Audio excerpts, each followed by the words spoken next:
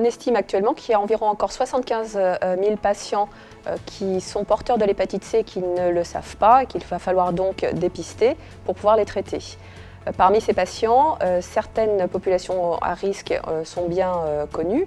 Il s'agit principalement des patients usagers de drogue, des patients psychiatriques, des patients précaires et des patients migrants. L'année dernière est paru un livre blanc qui a parlé sur chacune de ces groupes de patients et des propositions ont été faites, notamment pour essayer d'homogénéiser la prise en charge de ces patients.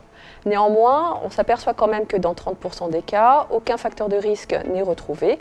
Il va falloir donc que l'on s'attache à essayer de voir qui sont les nouveaux patients porteurs de l'hépatite C en France et comment faire pour les dépister. C'est pour ça que nous avons fait une étude à la NGH concernant tous les nouveaux patients qui étaient adressés en consultation de septembre 2017 à septembre 2018, et qui avait adressé le patient en consultation et quel était le profil de ce patient. Finalement, quand on regarde sur les 508 malades qui ont été inclus, dans plus de 40% des cas, c'est le médecin généraliste qui a fait le dépistage et qui a adressé le patient en consultation.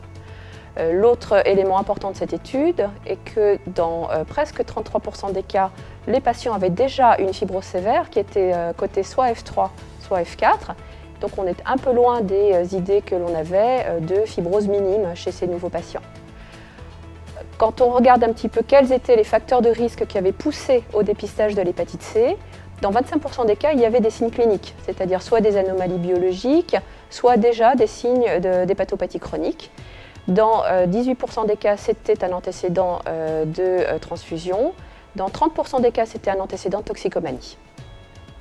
Une fois que la sérologie est faite et qu'elle était positive, quand on retourne vers le patient et qu'on redemande s'il y a des facteurs de risque, finalement, on retrouve qu'il y a un antécédent de toxicomanie ancienne, fini, dans 60% des cas, ce qui ne sortait pas lors du premier dépistage.